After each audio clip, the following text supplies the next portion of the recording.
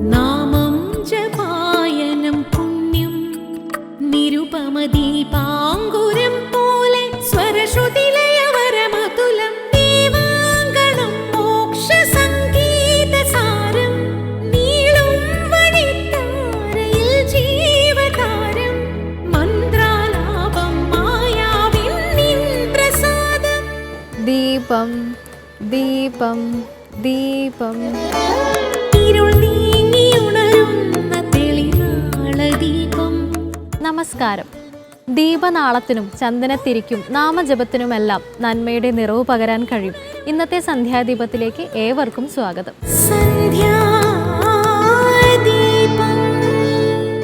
സന്ധ്യാനാമങ്ങൾ മന്ത്രത്തെ പോലെ ശക്തിയുള്ളവയാണ്. കേൾക്കാം ഇന്നത്തെ സന്ധ്യാനാമം.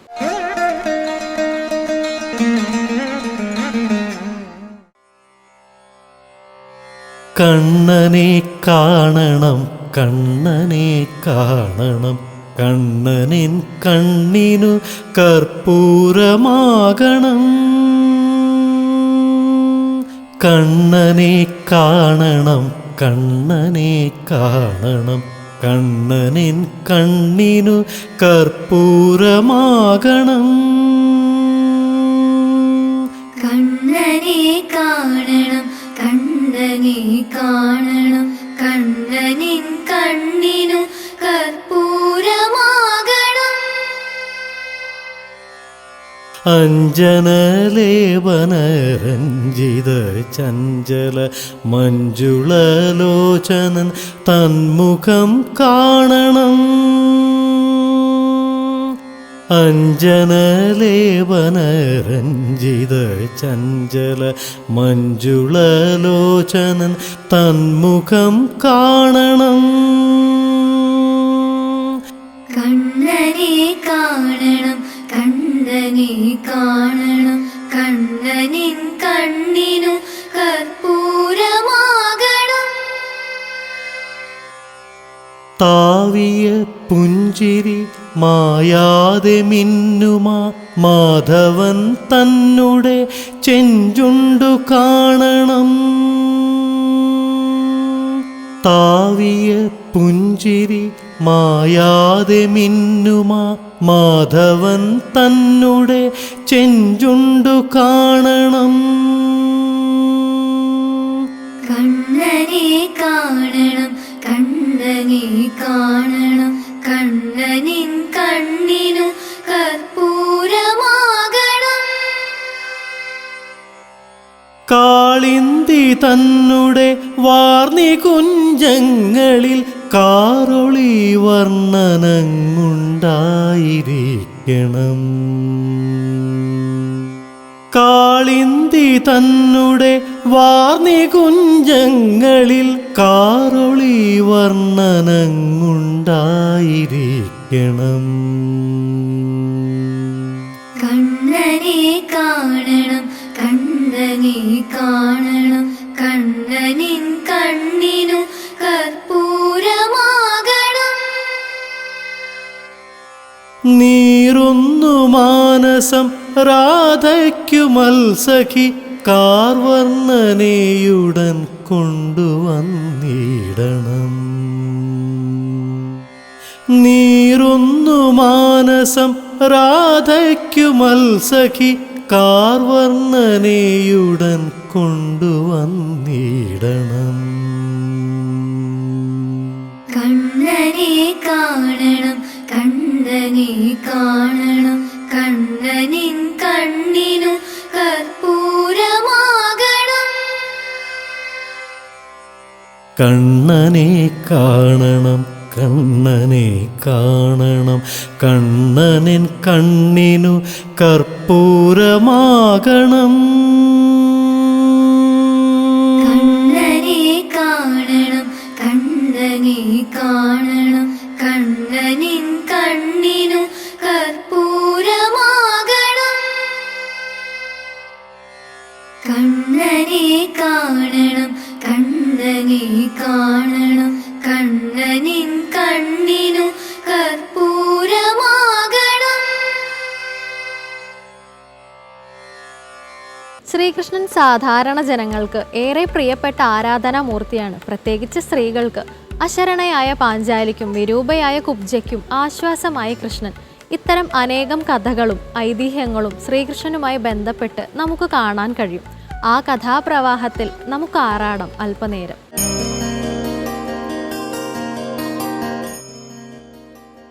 കഥേമാമയുടെ പുതിയൊരു അധ്യായത്തിലേക്ക് എല്ലാ സജ്ജനങ്ങൾക്കും ഹാർദവമായ സ്വാഗതം. ഭാരതത്തിലെ നിരവധിയായിട്ടുള്ള ദേവതാ സങ്കല്പങ്ങളെക്കുറിച്ചും അവരെക്കുറിച്ചുള്ള കഥകളുമാണ് കഥേമാമയിൽ നാം ചർച്ച ചെയ്യുന്നത്. അതിൽ ഇന്നത്തെ ദിവസം നമ്മൾ വീണ്ടും ഗുരുവായൂരപ്പനെ കുറിച്ച് തന്നെയാണ് സംസാരിക്കുന്നത്. കൃഷ്ണകഥകളാണ്. കൃഷ്ണസ്തു ഭഗവാൻ സ്വയം എന്നാണ് സിദ്ധാന്തം. ഭഗവാൻ തന്നെയാണ് കൃഷ്ണനായിട്ട് അവതരിച്ചത്. പൂർണ്ണാവതാരമാണ് കൃഷ്ണാവതാരം എന്ന് നമ്മൾ പറയാറുണ്ട്.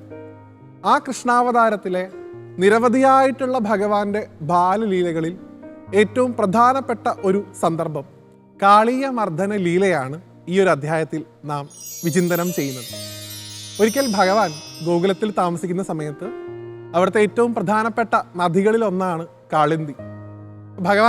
ഭഗവാന്റെ കൂട്ടുകാരുമൊപ്പം ഭഗവാന്റെ പൈക്കുട്ടികളൊക്കെ ഒപ്പം അവിടെ സഞ്ചരിച്ചെത്തുകയും ഭഗവാന്റെ പുല്ലാങ്കുഴൽ വായിച്ചുകൊണ്ട് അവിടെ കുറച്ച് സമയം ചെലവഴിക്കുകയും ചെയ്തു.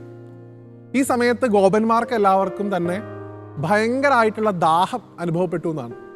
അവർ തങ്ങളുടെ പശുക്കുട്ടികളെയും പിടിച്ചുകൊണ്ട് കാളിന്തിയിലേക്ക് പതിയെ യാത്രയായി. കാളിന്തിയിലെ ഏറ്റവും ശുദ്ധമായിട്ടുള്ള വെള്ളമാണ് കാളിന്തി പ്രദാനം ചെയ്യുന്നത്. ആ വെള്ളം അവരുടെ കൈക്കുമ്പിളിലാക്കി ദാഹം തീരുന്നത് വരെ അവരും പശുക്കുട്ടികളും എല്ലാവരും ആവോളം കുടിച്ചു.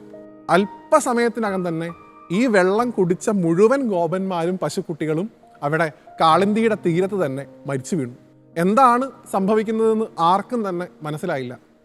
തൻ്റെ കൂട്ടുകാരെയും പശുക്കുട്ടികളെയും കാണാതെ ഭഗവാൻ കൃഷ്ണൻ തന്നെ സ്വയം കാളിന്തിയുടെ തീരത്തേക്ക് എത്തി. ഭഗവാന് തൻ്റെ യോഗസിദ്ധി കൊണ്ട് അവിടെ സംഭവിച്ചത് എന്ത് എന്ന് മനസ്സിലായി. ഭഗവാൻ തൻ്റെ ദിവ്യശക്തി കൊണ്ട് ആ മരണപ്പെട്ട മുഴുവൻ ആളുകൾക്കും പശുക്കുട്ടികൾക്കും കൂട്ടുകാർക്കും എല്ലാവർക്കും ഭഗവാൻ ജീവൻ തിരിച്ചു നൽകി. അതിനുശേഷം അതിൻ്റെ തൊട്ട് സമീപത്തുള്ള ഒരു കടമ്പ മരത്തിലേക്ക് ഭഗവാൻ ഓടിക്കയറി. ആ കടമ്പ മരത്തിന് മുകളിൽ നിന്നുകൊണ്ട് ഭഗവാൻ തൊട്ട് താഴേക്ക് കാളിന്തിയിലേക്ക് ഊളിയിട്ടിറങ്ങി. ഈ കാളിന്തി എന്ന് പറയുന്ന നദിക്കടിയിൽ അതിഘോരമായിട്ടുള്ള ഒരു സർപ്പം, കാളിയൻ എന്നു പേരുള്ള സർപ്പം താമസിച്ചിരുന്നു. അതിൻ്റെ വിഷജ്വാലകളേറ്റാണ് ഈ പാവപ്പെട്ട ഗോപന്മാരും പശുക്കുട്ടികളും എല്ലാവരും മരിച്ചുപോയത്. താൻ താമസിക്കുന്ന സ്ഥലത്ത് ഇത്തരത്തിലുള്ള വിഷജന്തുക്കൾക്ക് സ്ഥാനമില്ല എന്ന് മനസ്സിലാക്കിയ ഭഗവാൻ കാളിയനെ അന്വേഷിച്ചുകൊണ്ട് ആ നദിയുടെ ആഴങ്ങളിലേക്ക് സഞ്ചരിച്ചു. ഏതോ ഒരു കുട്ടി ഇതാ തൻ്റെ കൈപ്പിടിയിലേക്ക് വീണ്ടും വരുന്നു എന്ന് മനസ്സിലാക്കിയ കാളിയൻ ആ ഭഗവാനെ തന്നെ ആക്രമിക്കാൻ വേണ്ടി ശ്രമിച്ചു. കാളിയൻ ഭഗവാനെ ആഞ്ഞു കൊത്തി. ഭഗവാൻ ഒന്നും തന്നെ സംഭവിച്ചില്ല. ഈ കുട്ടിക്ക് എന്തോ മായാജാലമുണ്ട്, ഇവൻ ജാലവിദ്യക്കാരനാണ്, ഇവൻ ഇങ്ങനെ വിട്ടാൽ പറ്റില്ല എന്ന് കരുതി ഭഗവാനെ തൻ്റെ ആ ക്രൂരമായ ശരീരത്തിനുള്ളിൽ വെച്ച് ഞെരിച്ചു കാളിയൻ. ഭഗവാന്റെ ഭാരം താങ്ങാൻ കാളിയനുണ്ടോ സാധിക്കുന്നു? കാളിയൻ്റെ ഓരോ ആക്രമണങ്ങളെയും ഭഗവാൻ കൃത്യമായി പ്രതിരോധിച്ചു. ഓരോ സമയത്തും കാളിയൻ്റെ ഓരോ ഫണങ്ങളിലും ഭഗവാൻ ആഞ്ഞു ചവിട്ടി. ഓരോ ചവിട്ടേറ്റ് തൻ്റെ ബലം ചോർന്നു പോകുന്നതായിട്ട് മനസ്സിലാക്കിയ കാളിയൻ തളർന്നു വീണു. ഭഗവാൻ ഒറ്റച്ചാട്ടത്തിന് കാളിയൻ്റെ ഫണങ്ങളുടെ മുകളിലേക്ക് കയറി. കാളിയൻ്റെ ഫണങ്ങളുടെ മുകളിൽ ഭഗവാൻ നൃത്തം ചെയ്തു. ഈ കാഴ്ച കണ്ടുകൊണ്ടാണ് ഗോകുലവാസികളായിട്ടുള്ള ഗോപന്മാരും ഭഗവാന്റെ അച്ഛനമ്മമാരും ഭഗവാന്റെ ഏട്ടനായിട്ടുള്ള ബലരാമനും എല്ലാവരും ആ കാളിന്തി തീരത്തേക്ക് എത്തുന്നത്. ഈ സമയത്ത് കാളിയൻ്റെ പത്നിമാർ ഭഗവാനോട് വന്ന് അപേക്ഷിച്ചു, ഞങ്ങളുടെ ഭർത്താവിൻ്റെ ജീവൻ അങ്ങ് തിരിച്ചു തരണം. ഈ സമയത്ത് ഭഗവാൻ പറയുന്നു, എൻ്റെ ദേശത്ത് എൻ്റെ നാട്ടിൽ വിഷം വമിപ്പിക്കാനുള്ള ഒരു സ്വാതന്ത്ര്യവും നിങ്ങൾക്കില്ല, എത്രയും പെട്ടെന്ന് ഇവിടെ നിന്ന് പോകണം. കാളിയൻ രണ്ട് കൈയും കൂപ്പി എല്ലാ അഹങ്കാരവും മാറ്റിവെച്ചുകൊണ്ട് ഭഗവാനോട് അഭ്യർത്ഥിക്കുന്നു, ഭഗവാനെ, ഇവിടെ നിന്ന് എവിടെ പോയാലും ഗരുഡൻ വന്ന് എന്നെ ആക്രമിക്കും, അതുകൊണ്ട് എന്നെ ഇവിടെ തന്നെ താമസിപ്പിക്കണേ. ഭഗവാൻ അതിനൊരു പരിഹാരമായിട്ട് കാളിയനോട് പറയുന്നുണ്ട്, ഇനി ഗരുഡൻ നിന്നെ ഒരു തരത്തിലും വിഷമിപ്പിക്കില്ല. നിന്റെ ഓരോ ഫണങ്ങളുടെ മുകളിലും എൻ്റെ കാൽപാദങ്ങളുണ്ട്, എൻ്റെ ചിഹ്നമുണ്ട്. അതുകൊണ്ട് എൻ്റെ അനുഗ്രഹമാണ് ഞാൻ നിനക്ക് തന്നിട്ടുള്ളത്. ഒരു ഗരുഡനും ഇനി നിന്നെ തൊടില്ല എന്ന് ഭഗവാൻ ആശ്വസിപ്പിക്കുന്നു. രമണകം എന്ന ദ്വീപിലേക്ക് കാളിയനെ തിരിച്ചയക്കുന്നു. ഭഗവാന്റെ കാളിയ മർദ്ദന ലീല കണ്ട മുഴുവൻ വ്രജവാസികളും സന്തോഷത്തിൽ ആറാടുന്നു. ദേവന്മാർ ഭഗവാന് പുഷ്പവൃഷ്ടി നടത്തുന്നു. അച്ഛനും അമ്മയും ഭഗവാനെ സന്തോഷത്തോടു കൂടി വീണ്ടും ഗോകുലത്തിലേക്ക് ആനയിക്കുന്നു. ഇതാണ് നാം പൊതുവിൽ കേട്ടിട്ടുള്ള കാളിയ മർദ്ദന കഥ. ഭഗവാന്റെ ഏറ്റവും പ്രശസ്തമായിട്ടുള്ള ഈ ലീലയിൽ നിന്ന് ഇന്നത്തെ കാലഘട്ടത്തിൽ നാം മനസ്സിലാക്കേണ്ടത് എന്ത് എന്ന് അല്പസമയം ഒന്ന് വിചിന്തനം ചെയ്യാം. ആരാണ് യഥാർത്ഥത്തിൽ കാളിയൻ? 1000 ഫണങ്ങളുള്ളത് ആർക്കാണ്? നമ്മുടെ ഉള്ളിലുള്ള അഹങ്കാരം തന്നെയാണ് കാളിയൻ എന്ന് മനസ്സിലാക്കുക. 1000 ഫണങ്ങളുള്ള ആ അഹങ്കാരത്തിൻ്റെ തലയിലാണ് പരമാത്മാവായിട്ടുള്ള ജ്ഞാനസ്വരൂപനായിട്ടുള്ള കൃഷ്ണൻ നൃത്തം ചെയ്യുന്നത്. ആത്യന്തികമായിട്ടുള്ള ഒരു ഭക്തന് ഉണ്ടാവേണ്ട ഗുണം അഹങ്കാരമില്ലായ്മയാണ്. എപ്പോഴും ഭക്തൻ വിനീതനായിരിക്കണം, ദാസ സ്വഭാവം കാണിക്കുന്നവനായിരിക്കണം. ഭഗവാന്റെ ഭക്തന്മാർക്ക് എല്ലാവർക്കും പരസ്പരം സ്നേഹമാണ് വേണ്ടത്, ഒരിക്കലും വിദ്വേഷമല്ല, അഹങ്കാരമല്ല. ആത്യന്തികമായിട്ട് അഹങ്കാരം ഭക്തന്റെ നാശത്തിനാണ് ഇടവരുത്തുക. ഒരിക്കലും ഭഗവാൻ ഭക്തന്റെ നാശം ആഗ്രഹിക്കുന്നില്ല. അതുകൊണ്ട് നമ്മുടെ മനസ്സാകുന്ന കാളന്തിയിൽ എപ്പോഴൊക്കെ അഹങ്കാരമാകുന്ന കാളിയൻ തലപൊക്കുന്നുണ്ടോ ആ സമയത്തെല്ലാം തന്നെ ഭഗവാനോട് പ്രാർത്ഥിക്കുക, ഭഗവാനെ എങ്ങനെയാണോ കാളിയനെ അങ്ങ് അഹങ്കാരത്തിൽ നിന്ന് മോചിപ്പിച്ചത്, അതുപോലെ എൻ്റെ മനസ്സിലുള്ള ഈ ചിന്തകളെ, ഈ സർപ്പചിന്തകളെ അടക്കി അങ്ങയുടെ കാൽപാദങ്ങൾ എപ്പോഴും എൻ്റെ മനസ്സിലുണ്ടാവാൻ അനുഗ്രഹിക്കണമെന്ന്. ആ തത്വം നമുക്ക് കാളിയ മർദ്ദനയിലൂടെ ഗുരുവായൂരപ്പൻ തന്നെ പറഞ്ഞു തരട്ടെ. ആ ചിന്ത എപ്പോഴും നമ്മുടെ മനസ്സിലുണ്ടാവട്ടെ. ഗുരുവായൂരപ്പൻ്റെ കാളിയ മർദ്ദന രൂപം നിങ്ങളുടെ മനസ്സിലുണ്ടാവട്ടെ എന്ന് ഗുരുവായൂരപ്പനോട് പ്രാർത്ഥിച്ചുകൊണ്ട് മറ്റൊരു കൃഷ്ണകഥയുമായി കഥയമമ്മയിൽ നമുക്ക് വീണ്ടും കണ്ടുമുട്ടാം. ഇന്നത്തേക്ക് വിടവാങ്ങുന്നു. എല്ലാവർക്കും നന്ദി, നമസ്കാരം. പ്രകൃതിയിലെ മുഴുവൻ ശക്തികളുടെയും സമന്വയമാണ് അമ്മ മഹാമായയായ ദേവി. ആ ചൈതന്യത്തെയാണ് വൈവിധ്യമാർന്ന ദേവതാഭാവങ്ങളിൽ നാം ആരാധിച്ചു വരുന്നത്. അത്തരം ഒരു സന്നിധിയിലേക്കാണ് ഇന്നത്തെ ദീപാരാധന കാഴ്ചയ്ക്കായി നാം എത്തുന്നത്.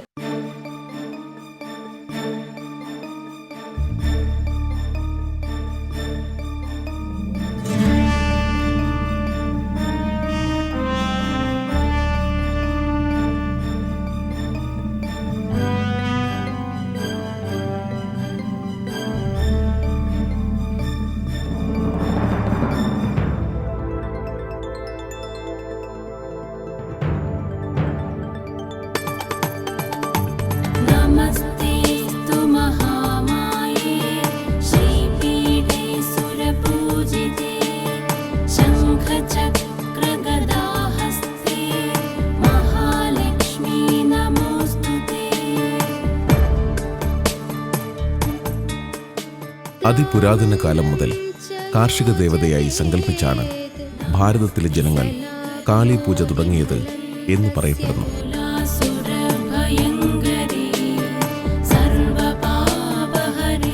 കാളി പൂജയോടെ മണ്ണിലെറിയുന്ന വിത്തുകൾ പാകമായി വിളവിൻ്റെ ആദ്യഫലം ദേവിക്ക് സമർപ്പിച്ച് കൊയ്ത്തുത്സവങ്ങൾ ആരംഭിക്കുമ്പോൾ ദേവിയുടെ തിരുമുമ്പിലും ഉത്സവങ്ങൾ ആരംഭിക്കുകയായി.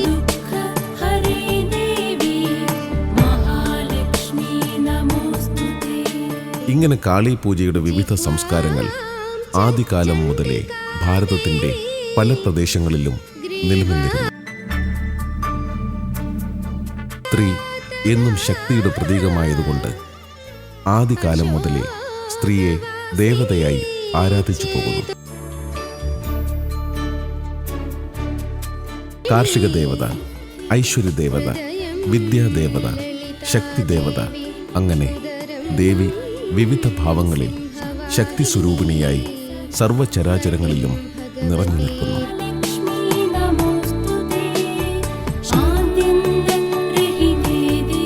മഹിഷാസുരമർദ്ദിനിയായിട്ടാണ് ഭാരതത്തിൽ പലയിടത്തും കാളിയെ സങ്കല്പിച്ചു വരുന്നത്. പക്ഷേ കേരളത്തിൽ ദാരിക നിഗ്രഹത്തിനായി ശിവചൈതന്യത്തിൽ നിന്ന് അവതരിച്ച ഉഗ്രരൂപിണിയാണ് കാളി ദേവി.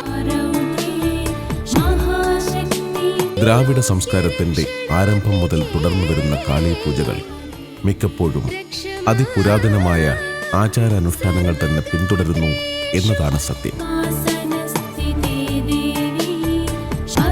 ഇവിടെ ചിറയൻകീഴ് ശാർക്കര ശ്രീ ഭദ്രകാളി ക്ഷേത്രത്തിലും നിലനിൽക്കുന്നത് നൂറ്റാണ്ടുകൾക്കപ്പുറത്തെ ആചാരാനുഷ്ഠാനങ്ങൾ തന്നെയാണ്.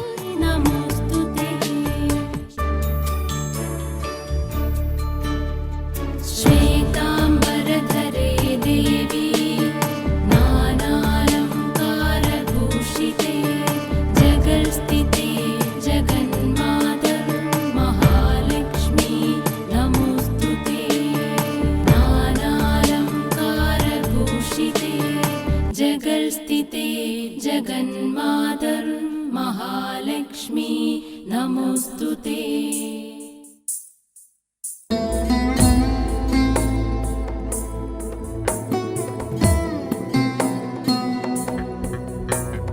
कुञ्जमनोहरपादचलन्मणिनूपुरहंसविराजिते कञ्जभवादिसुरौकपरिष्टुतलोकविस्तृतवरवैभवे मञ्जुलवाङ्मयनिर्जितकीरकले चलराजसुकन्यके आलय हे ललिता परमेश्वरि माम।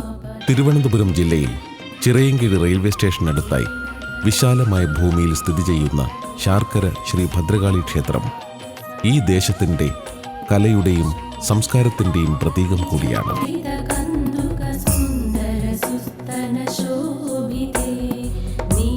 കലയുടെ കേദാരഭൂമിയായ ചിറയൻകീഴിലെ മണ്ണിലെ മനുഷ്യരെ ജാതിമത ചിന്തകൾക്കപ്പുറം നിത്യവും വിശുദ്ധവുമായ ആത്മസ്വരൂപങ്ങളായ മനുഷ്യരാണ് തങ്ങളെന്ന് തിരിച്ചറിയിപ്പിച്ചത് തലമുറകളായി മാതൃകാപരമായ ആചാരാനുഷ്ഠാനങ്ങൾ നിലനിൽക്കുന്ന ശ്രീ ശാർക്കര ഭദ്രകാളി ക്ഷേത്രം തന്നെയാണ്.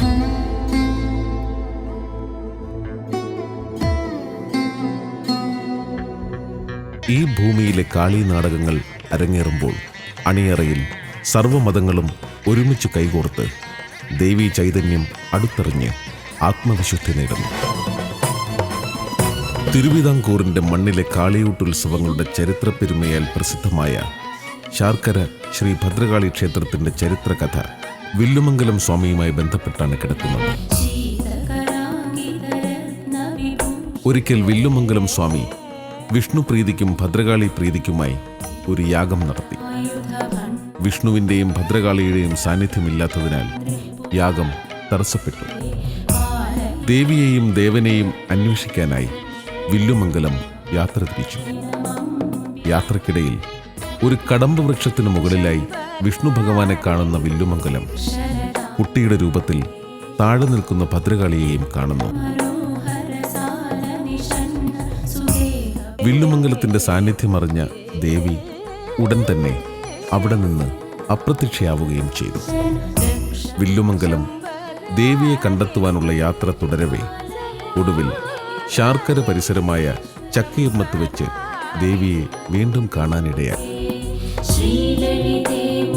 അവിടെ മണൽപ്പരപ്പിൽ പുലയക്കുട്ടികളോടൊപ്പം ദേവി ആർത്തുല്ലസിക്കുന്ന കാഴ്ചയാണ് വില്ലുമംഗലം കണ്ടത്.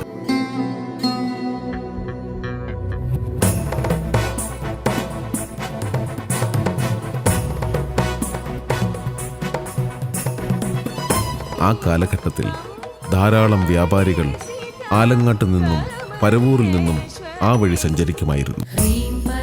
വ്യാപാരികൾ തലയിലേന്തിയ വലിയ ശർക്കര ഭരണികൾ ഇറക്കി വെച്ച് വിശ്രമിക്കുന്ന സമയമായിരുന്നു അപ്പോൾ. വില്ലുമംഗലത്തിനെ കണ്ട ദേവി വീണ്ടും അപ്രത്യക്ഷയായി. ഒടുവിൽ നിരനിരയായിരിക്കുന്ന വലിയ ശർക്കര ഭരണികളിൽ ഒന്നിൽ ദേവിയുടെ സാന്നിധ്യം മനസ്സിലായ വില്ലുമംഗലം അതൊരു പുണ്യസങ്കേതമാണെന്ന് കൽപ്പിക്കുന്നു.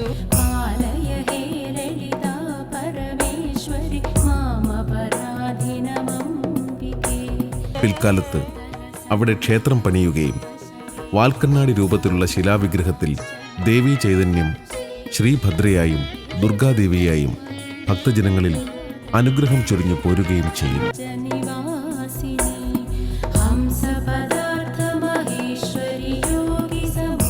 ഭരണിയിലൊളിച്ച ദേവിക്ക് ഭക്തജനങ്ങൾ ജന്മനാളായി സങ്കല്പിച്ച് ആഘോഷിക്കുന്നതും ഭരണി നാൾ തന്നെയാണ്.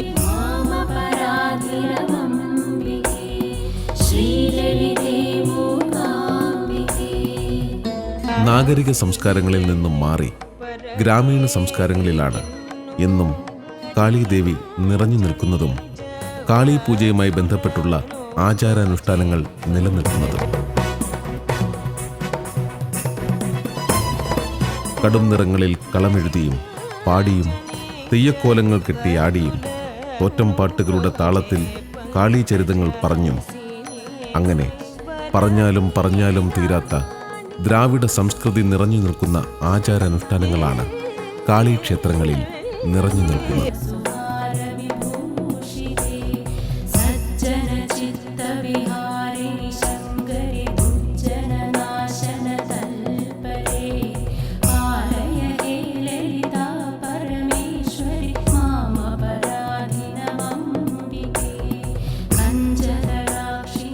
ശ്രീ ശാർക്കര ഭദ്രകാളി ക്ഷേത്രത്തിൽ പ്രാചീന കാലം തൊട്ട് നിലനിൽക്കുന്ന ഒരുപാട് ആചാരാനുഷ്ഠാനങ്ങളുണ്ടെങ്കിലും ഇവിടെ ദേവിയുടെ ഏറ്റവും വലിയ മഹോത്സവം കാളിയൂട്ട് മഹോത്സവം തന്നെയാണ്.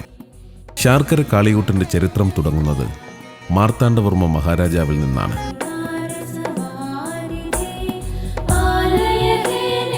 ശാർക്കര കാളി ഭക്തനായിരുന്ന മാർത്താണ്ഡവർമ്മ കായംകുളം രാജാവിനെ യുദ്ധത്തിൽ തോൽപ്പിക്കുവാനുള്ള പുറപ്പാടിലായിരുന്നു.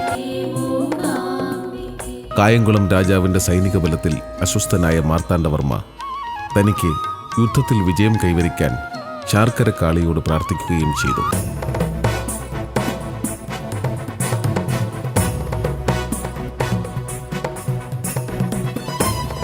ദേവിക്ക് മുന്നിൽ കാളിയൂട്ട് ചടങ്ങുകൾ നേർച്ചയായി സമർപ്പിക്കാമെന്ന പ്രാർത്ഥനയിൽ പോകുന്ന മാർത്താണ്ഡവർമ്മ കായംകുളം രാജാവിനെ പരാജയപ്പെടുത്തുന്നു. അങ്ങനെ ദേവിയോടുള്ള ഭക്തിയാൽ മാർത്താണ്ഡവർമ്മ മഹാരാജാവാണ് ക്ഷേത്രത്തിൽ കാളിയൂട്ട് എന്ന ചടങ്ങ് തുടങ്ങിവെച്ചത്. പിന്നീടുള്ള തലമുറകൾ അത് ഏറ്റെടുത്ത് ഇന്നും വ്രതം നോറ്റ് പ്രദേശത്തെ സർവ്വമതസ്ഥരും ഒരേ ആത്മതാളത്തിൽ 9 ദിവസത്തെ ആചാരാനുഷ്ഠാനങ്ങളോടെ കാളിയൂട്ട് മഹോത്സവം നടത്തിവരികയും ചെയ്യുന്നു.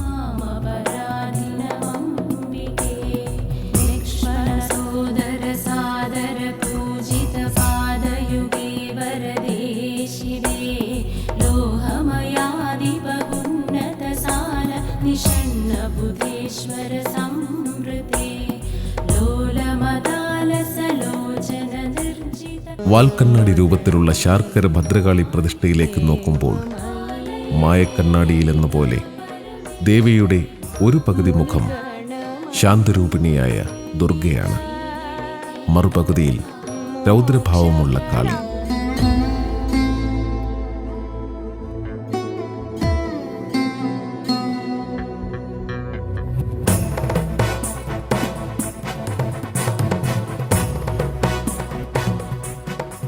ദുർഗ വാത്സല്യാമൃതത്താൽ ഭക്തമനസ്സുകളെ ധന്യമാക്കുമ്പോൾ കാളി 1000 കൈകൾ ചൂണ്ടി ഉള്ളിലെ അഹങ്കാരത്തെ ഭസ്മീകരിച്ച് നന്മയുടെ ലോകങ്ങളിലേക്ക് നമ്മെ നയിക്കുന്നു.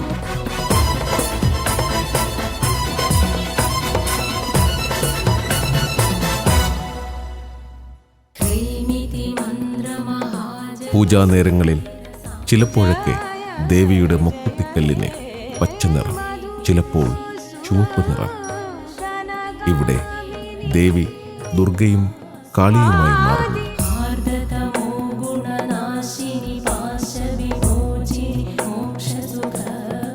ദേവിയുടെ മുഖത്ത് മിന്നി മിന്നി മറയുന്ന മായാരൂപങ്ങൾ കേവലം മനുഷ്യജന്മങ്ങളായ നമുക്കൊക്കെ എങ്ങനെയാണ് നിർവചിക്കാൻ കഴിയുക?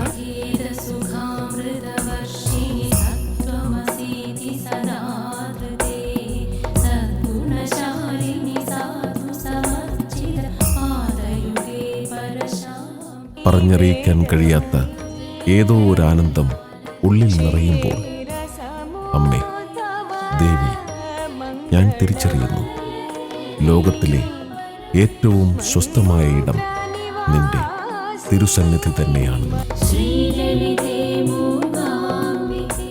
ഏവർക്കും ദേവിയുടെ കൃപയുണ്ടാകട്ടെ എന്ന് ആശംസിച്ചുകൊണ്ട് ഇന്നത്തെ സന്ധ്യാദീപം ഇവിടെ പൂർണ്ണമാകുന്നു. ഏവർക്കും നന്ദി.